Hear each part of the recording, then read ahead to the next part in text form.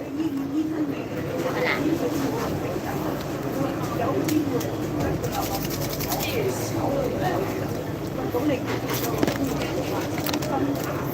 Mahaba pang time natin kasi 6 p.m. Magsimba tayo sa St. Joseph Church, tapos malayo pa yun. Punta pa akong Central. Kasi baka mamaya doon ako doon ako mag-live.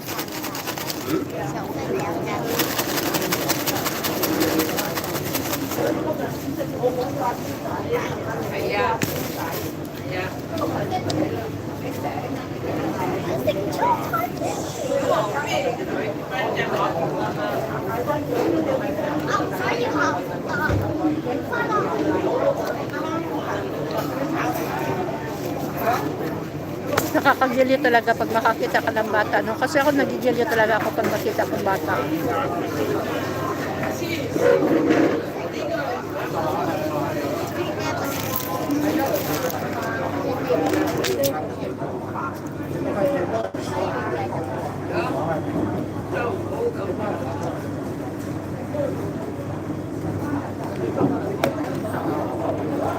Kaya feeling ko uwi na talaga ako kasi either na-miss ko din yung mga apo ko, hindi ko nakikita.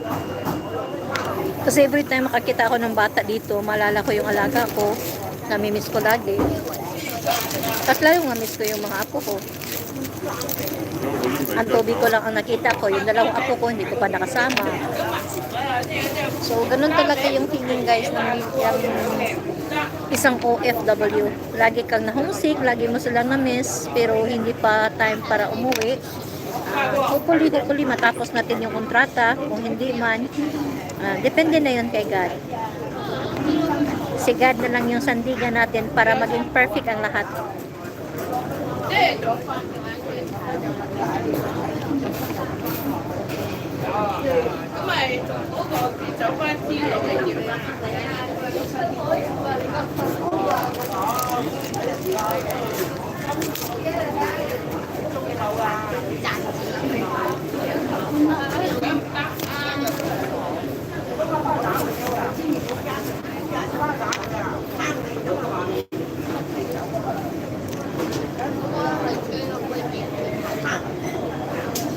Hindi ko lang habaan yung live ko anyway.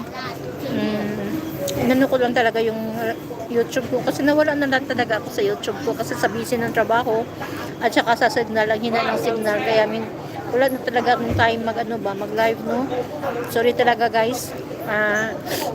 Tsaka sa mga kaibigan ko na hindi ko na na-watch ang mga live nila, mga premiere nila, kasi ang hirap talaga ng signal ko ngayon. Sa ngayon wala talaga akong choice, kahit nga yung mga messages ko, hanggang message lang talaga, hindi ako makatawag, hindi ako maka-video call, not at least nandito ako sa labas. Kaya lalo yung feeling ko na uwi na talaga ako.